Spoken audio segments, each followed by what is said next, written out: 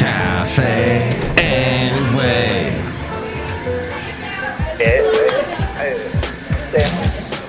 Mike's Daily Podcast. FF episode 2261, 2261, and Mike Matthews at Cafe Anyway, located somewhere in Mike's Daily Podcast. Podcastro Valley. We are having some nice weather, despite the fact it's hot as heck up north of us. I might not go up there right now. I think I'll stay down here in California. But I'm not gonna have a beer because it's a school night. Mike's Daily Podcast. It's a school night. Hey kids, even though you're still in school, you'll always have school nights throughout your whole life. Mike's That's how it is. Daily I'm going to Podcast. tell you what the podcast pictures, but first I gotta do math. Carry the 1, and that would be 5. Okay, got it. I think it's 8, 9, 10, 11. Yes, 4 is what I meant. Gosh, my math is so bad. It's like that part of my brain is completely gone. How do I even... Mike, do you balance a checkbook? Yeah, with my finger. I just balance it, kind of hope it doesn't fall on the ground because then I'll have a dirty checkbook. No, there's absolutely no way I can balance a checkbook. Does anybody balance checkbooks anymore? I guess computers do that for you now. I have become, it's like idiocracy in my brain. Just have not had the best, and my mom tried. My mom's smart. She knows how to do math very well. She'd get a little frustrated with yours truly. I could not get the whole class got through its multiplication tables, but way before me. It was just about, I don't know what it is. I mean, I'm not the dumbest guy on the planet. It may sound like it from this podcast, but no. I don't know. I don't know. Cafe anyway. But I'm not going to stress about it because... And here's today's podcast picture. It's the podcast picture today. And I think we'll go with something, like I said, from 4 years ago. A very nice moment where I guess this one will work. Wow, nothing was happening exactly 4 years ago. So much for that idea. I guess we could go with this podcast picture of a walk I went on. We went on a nice walk in Pleasanton 4 years ago. And I think we'll take this podcast picture. It's a pretty nice one. That's right, Basil. You and I were there. The late, great Basil the Boxer and I. Dublin Cemetery, I think, is where this was. Yeah, there's a lot of historic figures buried at the Dublin Cemetery. A lot of people don't even know that there is a Dublin Cemetery. But it's a nice little park. There's a very old schoolhouse there. It's a bit of history in Dublin. And if you live near it, you should check it out. Dublin is next to Podcastro Valley. So mindfulness is the practice of becoming a focused, non-judgmental observer of anything. The simple tool can help manage pandemic-induced stress, which now we got this variant thing and that whole fun stuff. But this could also apply to any stress you may have in your life. Possible effects of mindfulness practice include modest improvements in depression and anxiety and pain relief. And you don't have to be an expert to experience benefits. You just have to keep practicing. This, according to Julie Pottiker, she is a mindfulness expert and the author of Life Falls Apart, But You Don't Have to. Mindful Methods for Life. So she got some ideas, some mindfulness exercises. Try mindfulness meditation. Look for guided mindfulness meditations offered online through podcasts, not necessarily this one, or other presentations. She says, I enjoy the free Insight Timer app and the Calm app. You can decide how much time to devote from 1 minute to more than 30 minutes. Mix it up so your mind relaxes into the practice. There is a cartoon that I have that I cut out of a paper, and I have magneted. There's a refrigerator magnet holding it up on the refrigerator that says, it shows a guy like on a city street, and where you would see a bus stop, there's a sign that says, practice mindfulness here between the hours of this and this. Maybe we should have those, but I don't think it's the funniest cartoon in the world, but still, be mindful of the joy in your life. Even in a pandemic, joy finds a way. Notice what brings you joy, even for just a few minutes, and allow yourself to mindfully focus on those feelings when they happen. Look for guided mindfulness meditations. Oh, I think I read that part, but you can decide how much time to devote for 1 minute up to more than 30 minutes. Mix it up so your mind relaxes into the practice. Taking in a positive mood like joy, awe, or a feeling of love and safety not only feels good, but if you marinate for a few moments in that feeling, you consciously internalize positive feelings into your unconscious memory. What? Counteracting your primate brain's hardwired negativity bias. Yes, it's a thing. We all are hardwired with a negativity bias. You have the power to do this at every age. Name it to tame it. What are you feeling? Where are you feeling it in your body? Bringing attention to feelings and their associated body sensations allows you to use mindfulness to step into awareness and out of the intensity of emotion.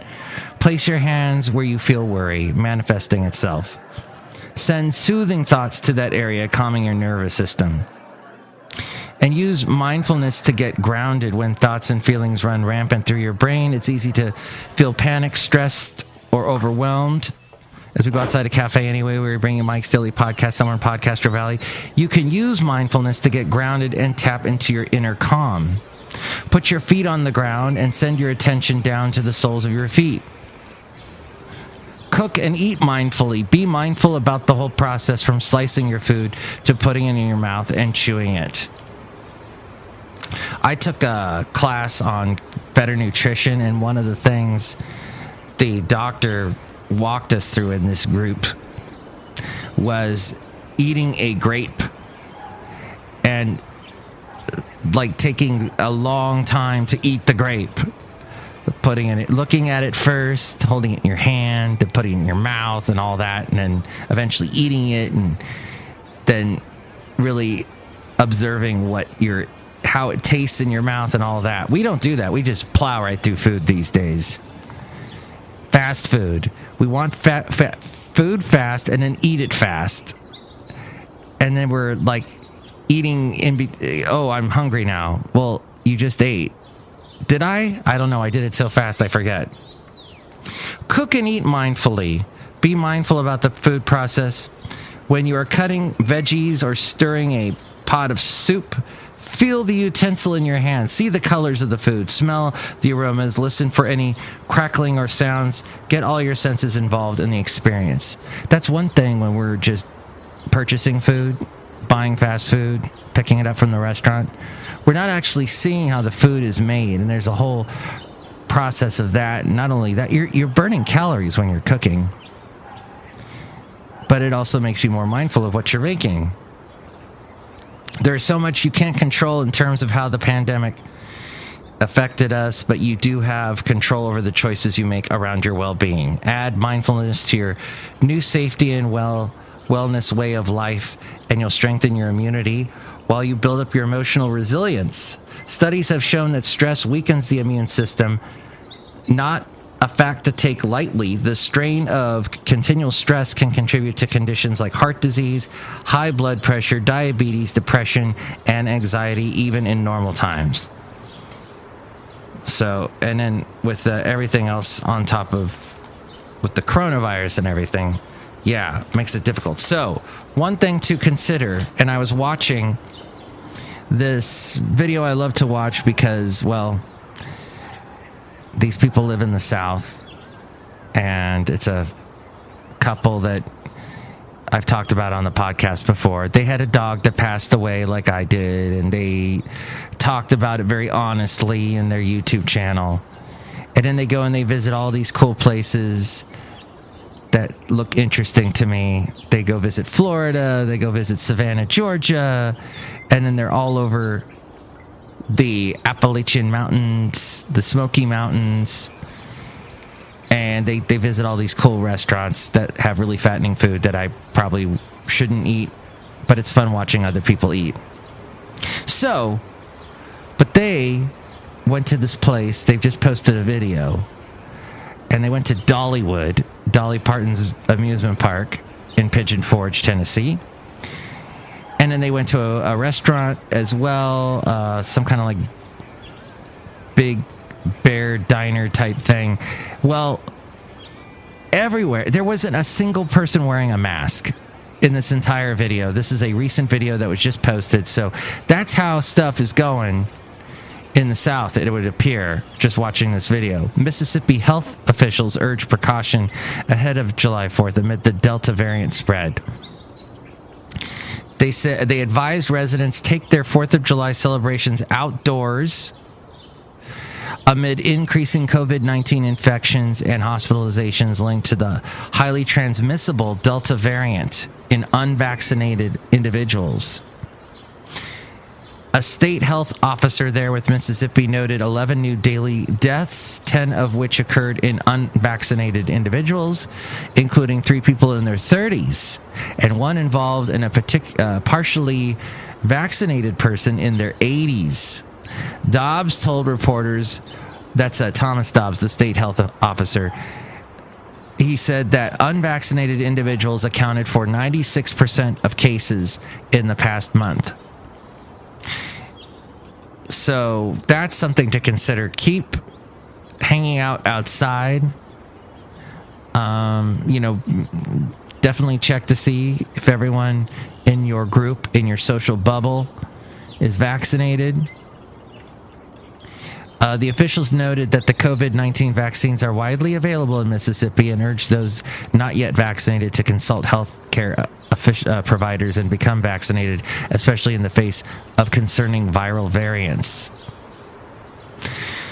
And there's a guy who does a radio show I was listening to yesterday who is going on and on about how, it's a lot safer to catch the coronavirus than to have this vaccine in you, because they didn't go through all the tests and they didn't go through all the rigorous processes that you would do for any other vaccine and all of that. So he's very afraid of getting that shot, and he's not afraid of the coronavirus. So I guess, what are you more afraid of? Do you think vaccines are going to kill you? Do you think the coronavirus is going to kill you? Do you think you're going to be lucky? I guess that's what it all comes down to. So, but this is interesting. Another guy I know who does a radio show who is very pro-vaccine, he was wearing a mask with his son over the weekend, and he says he was mask shamed. Somebody said to him, why do you still got a mask on? And I guess mask shamed him in front of his son. So I don't know if that's a thing, but it is interesting. Less masks being worn. It's this, I don't know. We're at Cafe anyway, somewhere in Podcastro Valley. And yes, as I have said many times during the pandemic, we stand at least 20 feet away from each other here because we want to practice good social distancing. But I think everybody here is vaccinated. I think even that bird tweeting is vaccinated. But look who's here. Hi, Mac. It's Benita the Rodeo Queen. How y'all doing? It's a Disgruntled Fiddle Player. Tell you what. What? I don't know who to trust. I mean, Dr. Fauci, I think he's evil. And I don't think he knows how to practice good mindfulness. And I don't think anything he says is true. And I think masks secretly carry the coronavirus inside of them. Oh, Disgruntled Fiddle Player, please don't be a conspiracy theorist. Yeah, I'm kind of being a conspiracy theorist. I've got my aluminum hat on my head. You can make fun of me. But it took a long time to make this aluminum hat. It's a very beautiful aluminum hat. You know, look who else is here. Oh, Mike, I made the list root beer hat right now. Oh, wow, that's an interesting tasting root beer. It what's in it? coronavirus vaccine. Okay, I thought you were going to say coronavirus. See, I'm one of these people that leans more, I'd rather have the vaccine than the virus. So I took the one V word and went with the other V word instead. It's called root beer, not voot beer. Yeah, voot beer. That's an interesting thing. Drink it right now, I'll cut you. I just drank some. That's why we were having this dialogue. Memories. Some people, see, Brewmaster, you're not very mindful. I know. But you're good at math, right? I am not. Okay, and this is the end of the show. Next show, it's going to be the wonderful Madame Rootabega, Valentino, and Bison Bentley. Thank you for listening. You can chime in about anything we talked about. Here's the number. 336 Daily. That's 3 plus 3 equals 6. As in Mike Matthews. Daily as in what this podcast has been now for 9 days.